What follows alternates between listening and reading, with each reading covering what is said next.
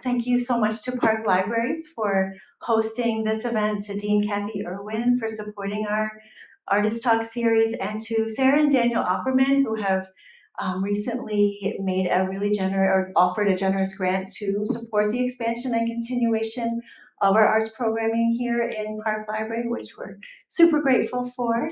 And most of all, thank you to all of you for choosing to spend your time with us here and for showing us that you value the arts and the voices of artists. I feel like we are living in times where the daily news cycle can be kind of overwhelming and stress forming and chaotic. And sometimes when I find myself in an environment where people are gathered around the arts, where art is being shared, whether it's through music, live performance, live theater, poetry readings, art exhibitions, artist talks, I just feel like I keep telling myself, this feels like the antidote to everything. Like it's the gathering and the connecting with people who are willing to share their voices and their visions and to expose themselves to the vulnerability of their voices and their visions, to bring new life into the world that just feels like, the thing that's giving me personally hope. So thank you all for being here and gathering together to share voices and appreciation for the arts and for our artist who's here with us tonight. So relatedly, we're super lucky tonight to have our artist, Gustavo Uriel Ayala, sharing his beautiful exhibition, The Arena of Longing, in the Baby Room. So please come down after the talk tonight and visit with him, ask questions, experience the work, and be with it in presence.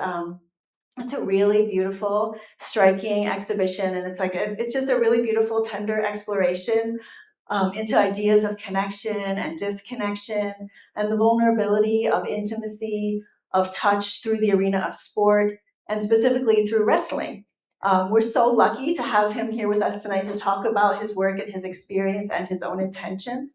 So I won't attempt to speak for him about the work, but I will say that at a time when we do have so many loud and authoritative voices attempting to define for us what masculinity should and shouldn't be, and at a time when sports culture dominates our entertainment arena, and we have so many podcasters and influencers and grandstanding with positions of hypermasculinity in every corner of the internet, trying to tell men and boys what it means to be a man. It's just really refreshing to sit in the space of the Baby Room and sit with these vibrant works that are just really vibrating in the space. They're really, really beautiful. And just sit with work that's talking about humanity and the perceptions behind masculinity with nuance.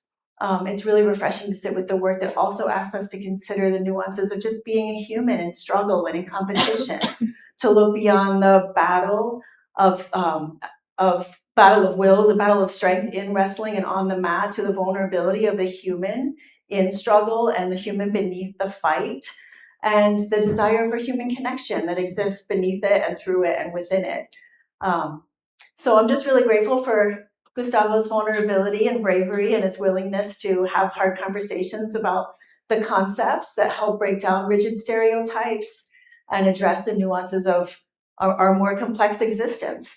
And I'm also really standing in deep admiration of how his work not only comments on the contemporary human experience, but also weaves references to the long history of art and art history that depicts the idealized body and men in sport.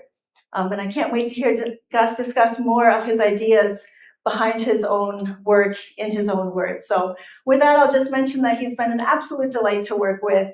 We encountered some pretty significant challenges with the installation, some things not going as anticipated. And despite knowing that those challenges were probably extremely stressful to Gus and his body, he stayed really calm and cool and was able to really navigate the problem solving that was necessary to get us to a really beautiful solution. And I think we navigated a path forward to a really beautiful solution, and maybe he'll share more with you about that if he chooses to, but he's been an absolute delight. So I'll just speak a little bit about his experience and then pass the mic. So I forgot to mention, I'm Denise Fanning. I'm the gallery director for the Baby Room Gallery, and I work here in Park Library. Okay, so Gustavo Uriel Ayala is an artist and educator whose work uses wrestling as a framework to grapple with the legacy of masculine competition and its continued veneration as the ideal masculinity. Drawing from his experiences as a closeted gay Mexican immigrant in the Midwest, his vibrant paintings harness visibility to explore the intersections between masculinity and marginalized identities. Previously, he served as an assistant professor in the Department of Art History, and Design at Michigan State University, where he received an MFA in studio art in 2024. His thesis, Caught in the Act, was exhibited at the Eli and Edith Broad Art Museum in East Lansing, Michigan. He holds a BFA in painting from Herron's School of Art and Design at Indiana University, Indianapolis, where he afterwards served as gallery manager and curatorial assistant at the galleries at Herron between 2018 and 2021. He currently works at Kendall College of Art and Design in Grand Rapids, Michigan. With that, let's give a big warm welcome to Gustavo.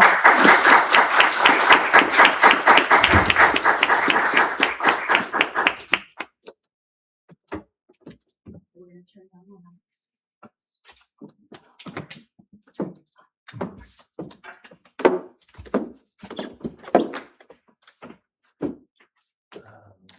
Thank you, Denise. That was such a beautiful introduction. I don't know that I can follow up. Let's see here. All right. Well, welcome everyone. Thank you for being here. I have just a few thank yous. I'll be very quick. The biggest thank you of all has to go to Denise Fanning. Thank you for bringing my work here to CMU, to this wonderful space and this beautiful library. The gallery has presented some really interesting architectural details that has made seeing the work again so enjoyable, especially the curved wall. Another thank you to my husband and fellow artist, Zachary Trabellis, for his support during our installation week, as well as his encouragement at all other times. And then finally, thank you all for being here. It's so nice to have people show interest in your work and yourself, and I take comfort in your presence. And I'm so excited for you to see the work. So I will just jump right into it with an image of a work that I made as an undergraduate 11 years ago. Just as an introduction to the kind of work that I was making before and how my current work has, how far my current work has departed. So this is a self-portrait, and incidentally, I'm wearing a singlet that I made in my Sculpture 3 class. All arbitrarily, all on a whim, I had to make a wearable work, and I chose to take on sewing and constructing this garment. And so it's always funny to think back to this work and remember, or think about how this motif of wrestling has really stood the test of time without even meaning to do that. So right after undergrad, I was really interested in the aesthetics of sports. This was what I was pursuing in my works. So ideas of performance and competition, as well as uniforms, and the idea of belonging to a team were really interesting to me. And so this last one, the feeling of belonging, was perhaps what motivated myself to join the track and tennis teams in my high school late into my high school career.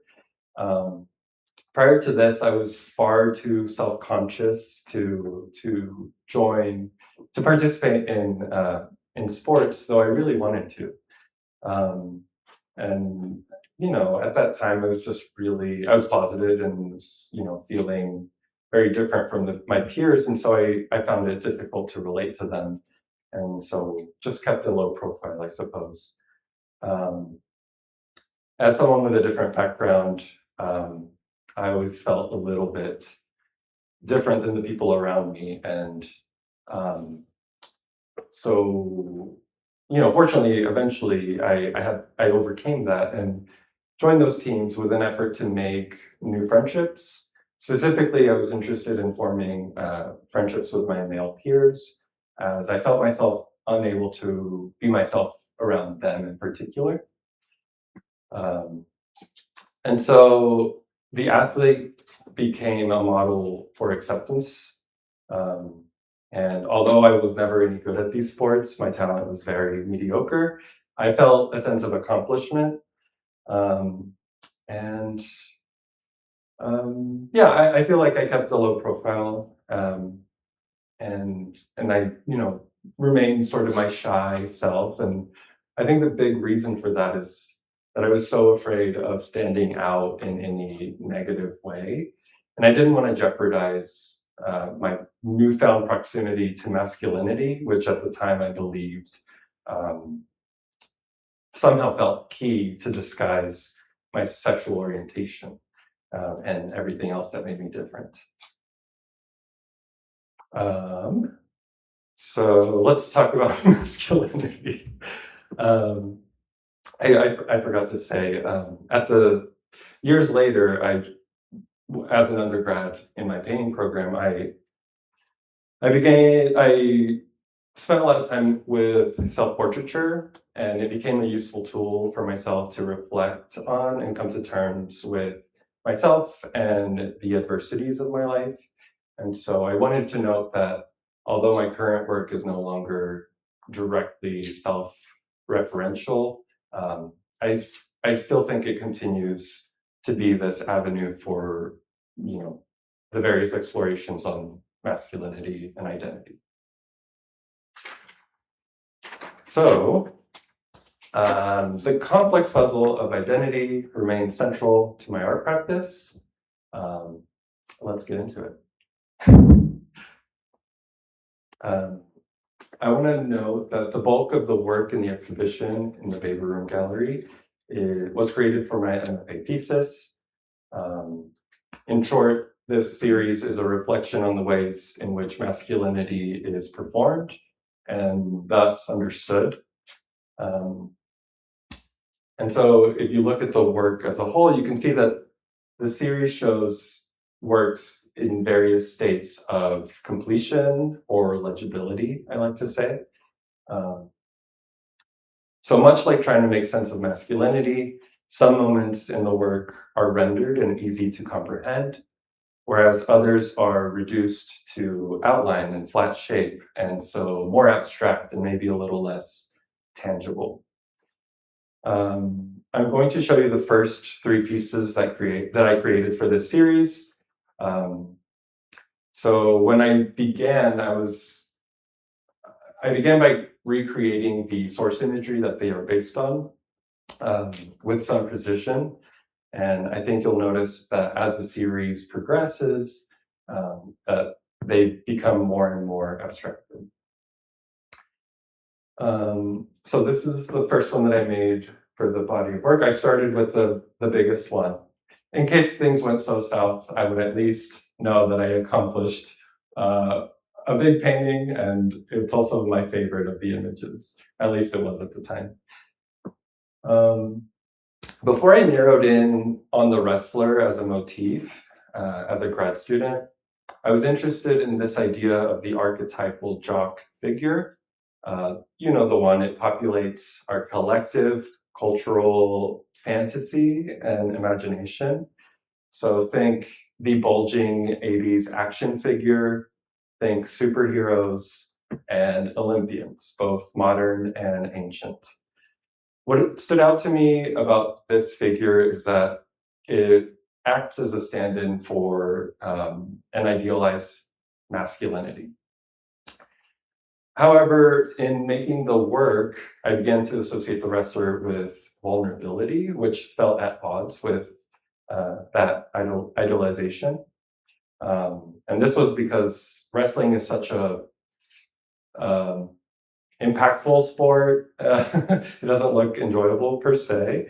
And so they have to endure so much physicality that I think it, unlike other sports, it really highlights the idea of struggle.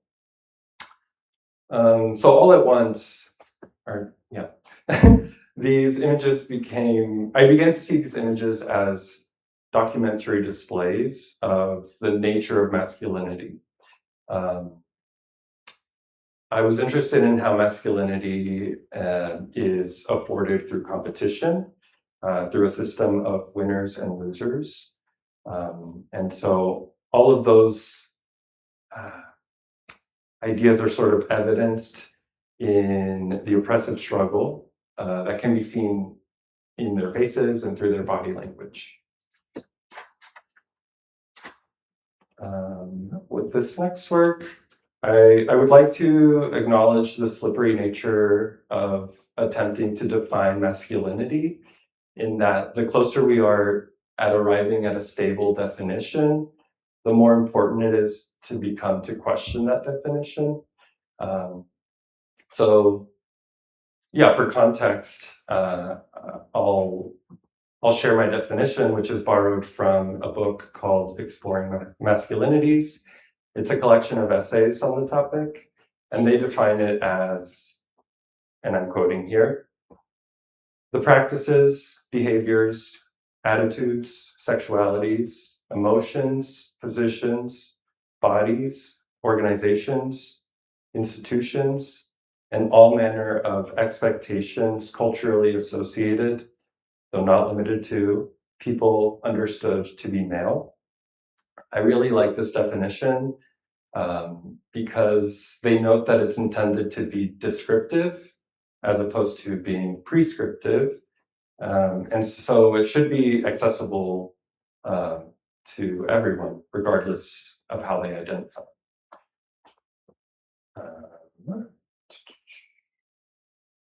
So knowing that our relationship to this nebulous concept of masculinity, knowing that it's always going to be changing, I'm interested in the work to explore how we are affected by more restrictive, conventional versions of masculinity that are more rigid. So this piece here is perhaps the most evocative of this feeling, um, with which we all might be familiar.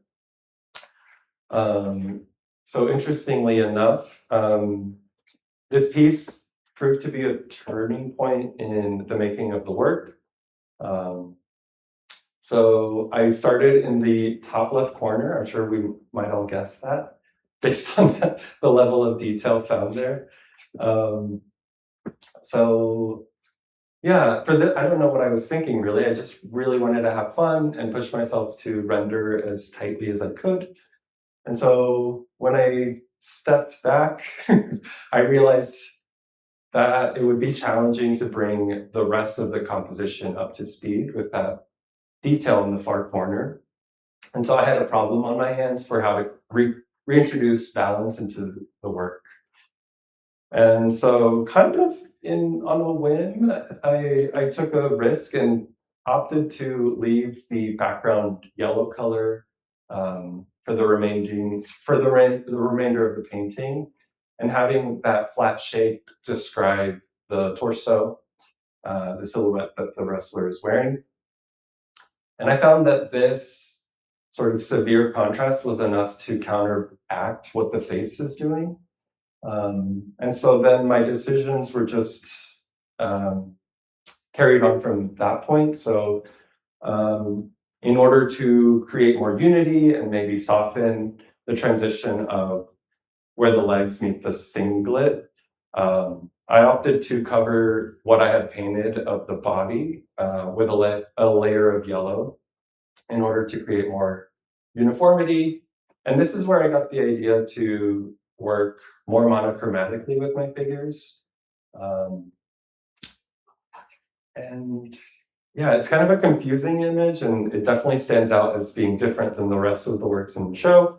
But the blueprint really developed from this work.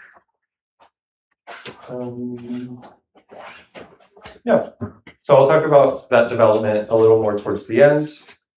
But first, let's talk about wrestling. This is the part where I mentioned that I've never wrestled in my life. So it begs the question, why wrestling? As I mentioned, wrestling is full of contact. It exhibits nonstop contact between the wrestlers. And this is in stark contrast to the limitations that frequently regulate touch that is allowed between men. And so this is one of the few contexts where men and boys are free to exhibit weakness and vulnerability and sadness and other sort of more vulnerable emotions.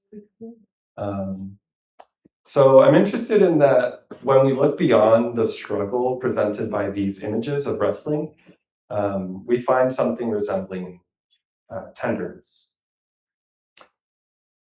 So despite the violence and the competition depicted in the images, I like to read into them and look for moments of fear and sadness and compassion. These more sensitive traits run contrary to the characteristics assigned to masculinity, such as strength, control, and power. The nuances of masculine portrayal can be found throughout art history, for as long as the athlete has served as a model for artists. And so I get really excited when I come across them throughout art history, and especially the ancient Greeks. More on that later. So this work by Thomas Eakins illustrates the idea of an idealized masculinity being portrayed with an added subtle subversion of the male gaze. So here Eakins forces the viewer to appreciate the male form through an unexpected point of view that is atypical of the genre. Typically, images of the proletariat or the prize fighter, they're always depicting the figures from the front. But in this case, we're sort of forced to admire from behind. And so you can tell by the way he has rendered the figure and the lighting of the composition that we are really meant to appreciate the muscularity of the figure's posterior through the very strategically placed highlights, which create this radiant glow. So I knew in looking at this that I wanted to do something similar with my work. So I was sort of after a way of presenting my ideas in a more subtle fashion. So similarly, contemporary representations of the male athlete still do this, and they haven't changed much. And so I kind of view these found images as a continued model of this, sort of packaged masculinity. I sort of ran with the idea presented by a sociologist named Brian Ponger that sports are the most visible expression of the ideals of masculinity, and they act as a training ground for boys, where they are taught what it means to be a man. And so another idea that informs my work is one presented by Michael Kimmel from his book Guyland, where he postulates that men and boys perform their masculinity primarily for the acceptance of their same-sex peers, as opposed to members of the opposite sex. So he's saying that that we as young men are less interested in impressing the opposite sex, and rather we're more interested in garnering acceptance from our peers. So with these ideas in mind, I wanted my work to embody this certain tension, the tension of both performing and resisting the social roles around ourselves. So think gender roles. Um, uh, yeah, so the tension of holding both the pressure to conform and the feeling of not belonging at the same time. So I'd like to talk a little bit about the images that I keep collecting and using to incorporate into my works. So when I look for images now, I search for ones with emotionally resonant moments. I like when they are suggestive, when they can be read ambiguously. I enjoy when the body language is both tender and aggressive, and sometimes even comical, especially when they're comical. So I made two of these seem like screen prints, which ended up, I guess, like changing my relationship to these photos. So I stopped sort of seeing them as simply source material, and instead I started thinking about how these images live online, how we might run into them on social media, and what we might sort of what sort of ideas are being informed by this kind of imagery. Um, so yeah, I appreciate when these images become so confusing in their entanglements, when the bodies stop feeling like separate bodies and instead become this conglomeration of limbs. And so when they are able to describe both desire and intimacy as much as they do conflict, I feel like there is something there to be mined. Um, and so around the start of the series, I was interested in printing as a way to make quick prototypes for the paintings that I was interested in making. I'll pause for laughter because it was a very labor-intensive process and it was anything but quick. But luckily, I was able to sort of think about how I can really reduce the images down to two shapes or two colors, and I guess like break apart that image and make it how I guess I was interested in making as an impossible to read image, an image that sort of resists your viewing of it. So that's also where the saturated color comes into play. I wanted to create such sort of ferocious contrast that it almost repels you from lingering on it for far too long. And so this is kind of an idea that I'm still very excited to return to as soon as I can get my hands on a screen printing studio. um,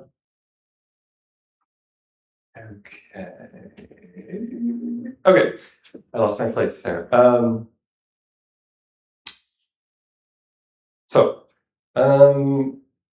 it was around this time that I began to think about how to strategize abstraction, how to manipulate the form of the artwork that I was making so that it would achieve this feeling of tension that I was going after. And so I ended up landing on three approaches: color, cropping, and scale, which I will talk about next. And that's all thanks to this independent study in screen printing.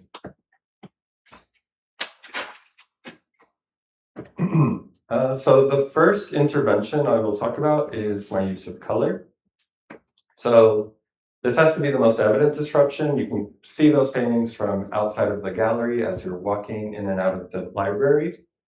So I purposefully wanted to, this is also the reason why I eventually left oil painting behind for now, in order to achieve this. So I was interested in using fluorescent colors. colors that would serve as a means to both allure the viewer and attract them, while also alarming them and maybe cautioning them to think differently about the images presented to them. And as I mentioned, my first attempt at creating the tension was creating this work that draws you in, that at the same time becomes uncomfortable to look at. I felt like that was a useful metaphor for the way we might sort of think about topics such as masculinity and power and patriarchy in our society. So by limiting the paintings to as few as two colors, I realized that they began to reinforce this idea of binary opposition and conflict. So in painting both figures in the same hue, it further obscured the images and I guess it begins to unify the wrestlers. So as opposed to thinking of them as opponents, through this unity, I'm kind of like putting them on the same side, on the same team. Or I guess I'm getting rid of the team by doing this, which I think is, I guess, apt for the way I want to sort of, for the way that I don't know, would think masculinity should operate, without competition and conflict.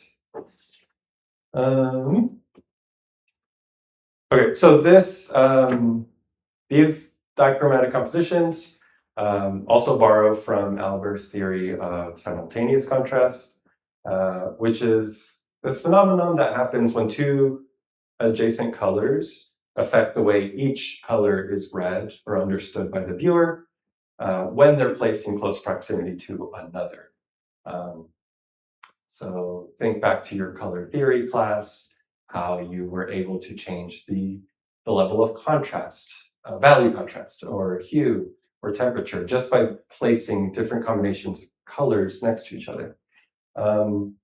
This relational influence is also emblematic to the way performances of masculinity are similarly contextual. So we all have our different sort of performance of masculinity, or different definitions of it, and identity more broadly.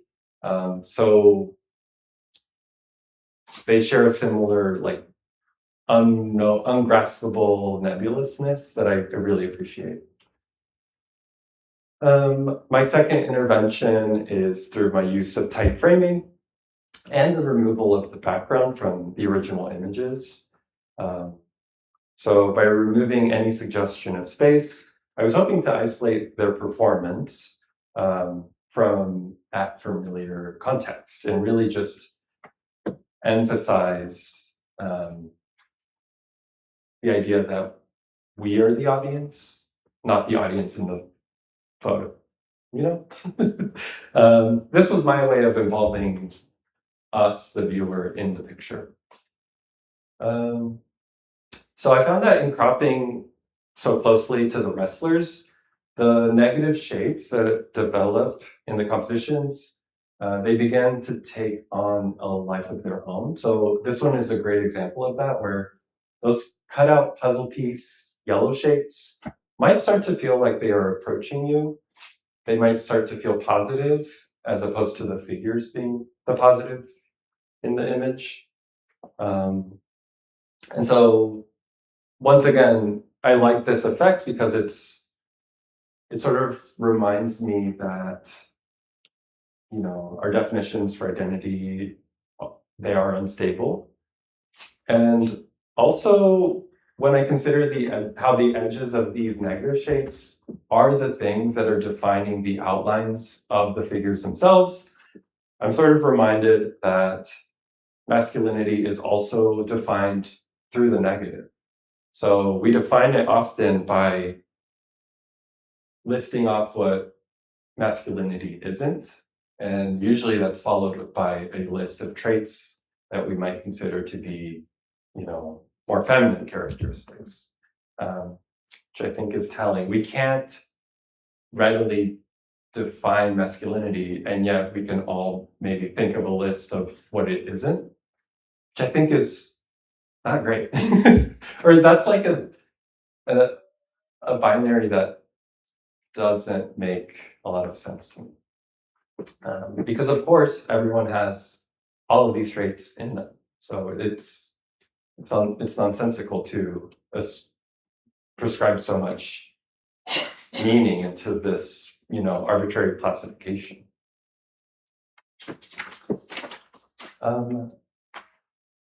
So finally, my final intervention is scale. So a lot of the works are large, and this is because I wanted the figures to feel more human scale or larger. This is because I was thinking about Hellenistic sculpture from antiquity and how those works are really emotional and powerful and bodily. And I'm always just trying to take what they have and fold it into my own work. And so by blowing up the scale of the figures and the scale of the paintings, I'm hoping to access the entire periphery of our vision in order to hopefully further disorient the viewer through the vibrant color once again. And also, the larger these negative shapes become, the more abstracted and removed they also become. And I guess also by their scale would suggest that we are also close to the action, which further places us in the ring alongside with them. I don't have any slides for the newest body of work, which is in the gallery. I made it specifically for this exhibition because I wanted to address the wonderful curved wall, especially since my work is fairly large and unable to be exhibited there. So I did something that I have been thinking about and what now feels like a logical next step. I've talked about how I've gotten rid of the background. And so with this next body of work, I did that physically by removing it and instead opting to work on cut paper as opposed to working within the rectangular frame. And I think they are so exciting to sort of jump in with both feet in this new way of working. And so I'm eager to see what else develops from this idea, as I do plan on making more, maybe at a smaller scale. So I'll conclude here by talking about this work and going back to the beginning. So when I began the series, I was interested in, I was really invested in rendering the body and transcribing the characteristics of touch, of flesh, of pressure through oil painting. I considered my careful attention to this as a manifestation of my desire. However, in making the works, I realized that this, like perpetuating this really specific form of beauty and masculine ideal, sort of places me, it like speaks to my own participation in this system, where the athletic body is sort of promoted and, a system that maybe perpetuates negative self-image, which I didn't really enjoy, but that's kind of the fact of the matter that I sort of felt the more I looked at these images. So, I think that's also why I abstraction started to make a lot more sense for me. So as each successive piece,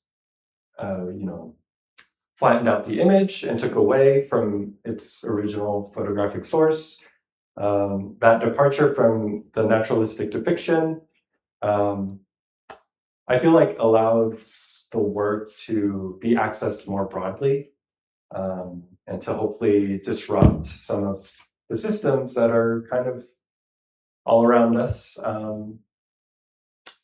and a part of our everyday lives. So that's kind of the trajectory I'm interested in, and who knows where it will take me. I have more slides, but I'm out of things to say, so I will just skip through these last few slides. I guess this is probably a good place to mention that these are all photos from the installation at the Broad Museum in East Lansing. They are on stretched frame. They're stretched on their original wooden frames. When you walk into the exhibition tonight, you'll notice that they are displayed differently. They are displayed a little bit more like a tapestry might be hung, and that was due to some unforeseen water damage. So yeah, these things happen. But I'm glad that they, have been salvaged and are here for you tonight. Thank you so much for your attention.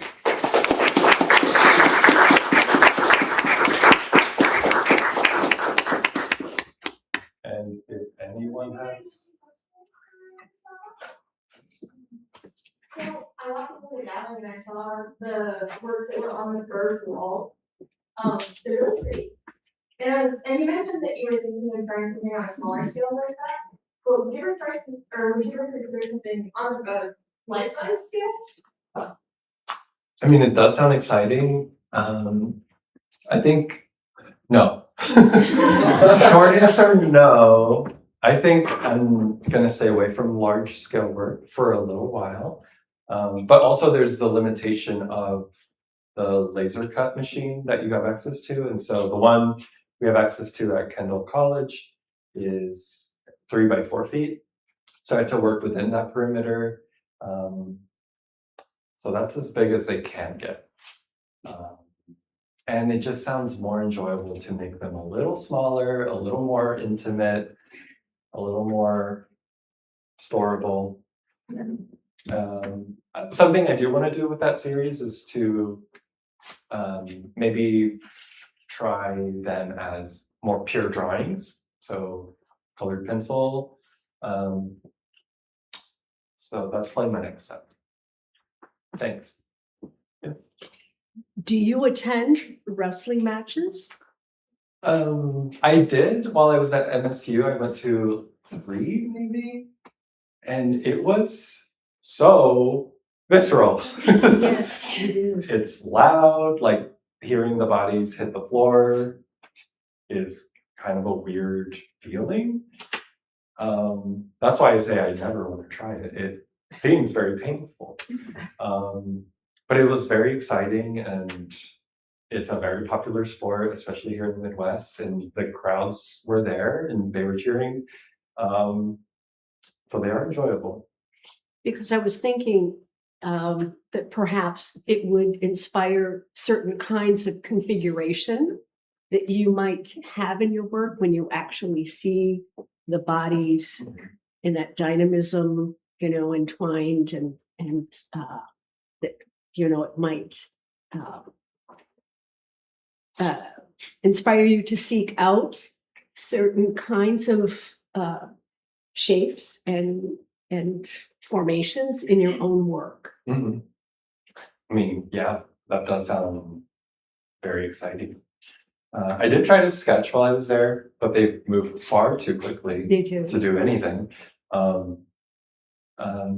But yeah, I think that's probably a great way to approach the series as opposed to the appropriated images. Though there's something about finding the images and knowing that they exist in the world, that feeling that they are just documentation that I am then extracting from is currently more exciting for me. Just like my removal from it makes it feel like it's something that I'm finding out in the real world, and that I'm like putting a lens to, as opposed to like composing myself. So until that changes, I don't know that I'll switch. Thank you. Thank you. Yes. Hi. So with your Mexican background, I'm wondering if you have ever thought of doing luchadors or like work around that? Because as you were speaking and hearing your thoughts about how masculinity ties into this and kind of the juxtaposition between like tenderness and struggle, and I thought of them immediately of just being like kind of machismo, but also like they're dressing up and putting makeup on and like all of this. Now that's the better thesis. Yes. Yeah. Of course, like that idea gets brought up, and it's exciting. So yes, especially like like Lucha Libre is so colorful. There's like a pageantry and like sequence and stuff that are all so rich. So I think that's another sort of next step once I like get tired of Greco-Roman and collegiate wrestling. I think too, like, because I feel a little displaced from my culture and background, I think I need like more preparation to like really like connect with that part of myself, and therefore take on the inevitable like task of like making work that feels just like informed, I guess. I noticed when looking at all of the pictures that were on display here, grass was a photo where your workers could not see either of the wrestlers' faces. That was also the only work I noticed where a wrestler had long hair, and that hair went down to their back. Therefore, they should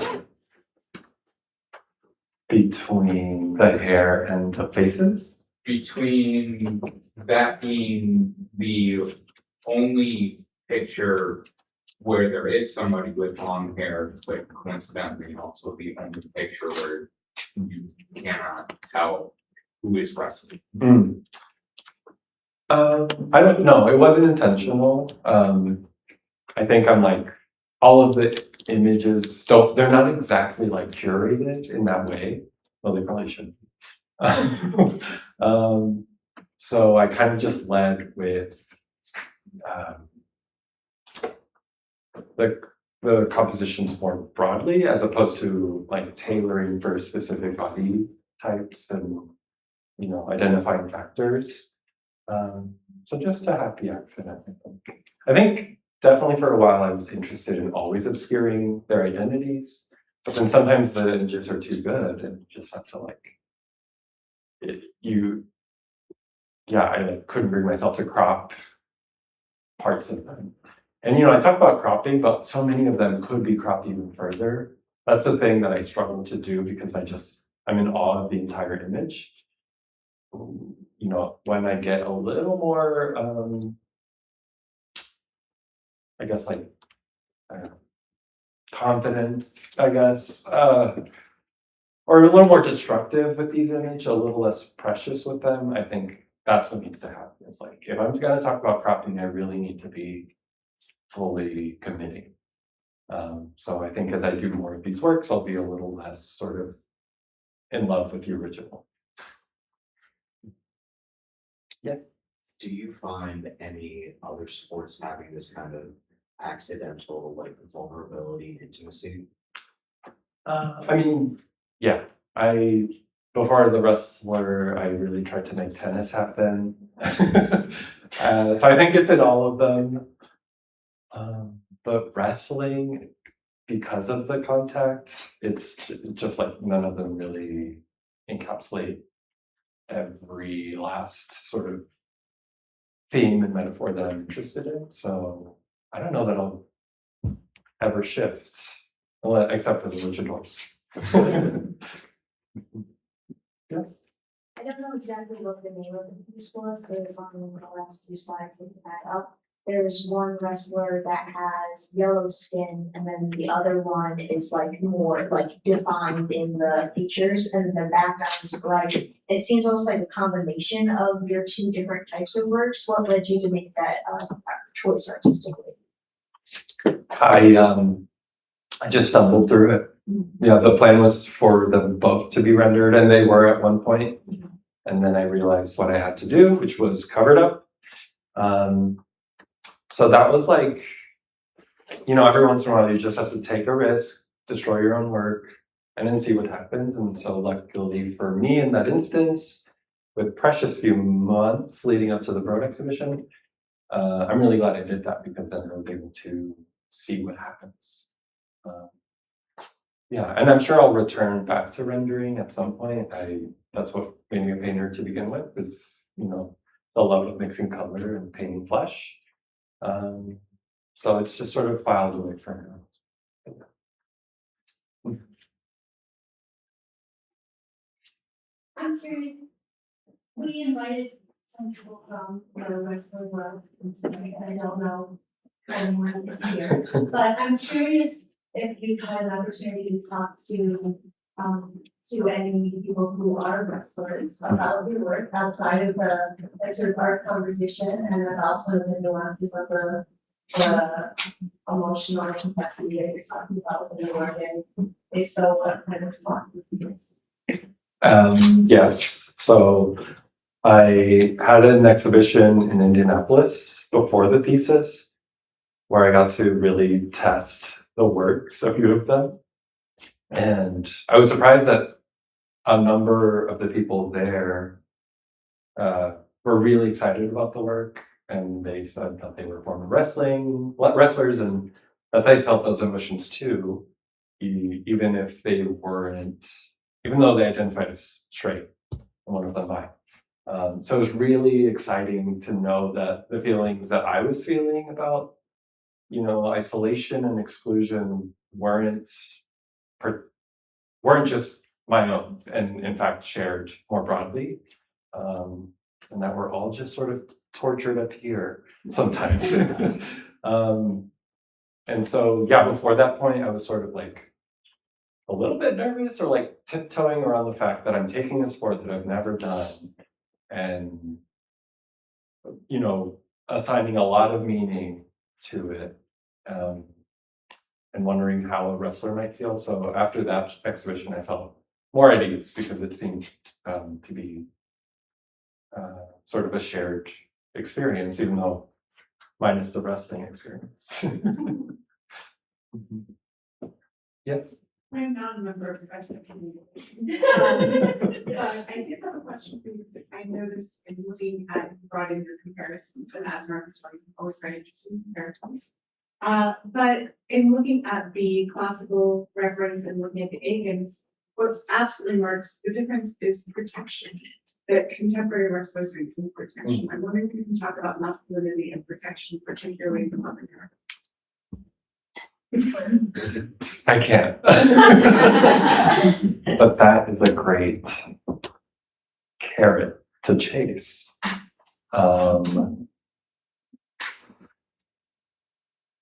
Yeah, no, I haven't really thought about that. I guess my intention is like sort of, I guess I didn't mention this in the lecture, but I arrived at the lecture by thinking about uniforms and varsity patches. So I was like thinking about what they wear on their bodies, but not the headgear, which of course is part of the uniform. So I think if I ever go back to working with fabric or the idea of the uniform, that's definitely a good place to pick up. But no, I don't have any metaphors for that one. Not yet, anyways. But that's a great observation. Were there no questions? Thank you all. Yeah, thank you all so much.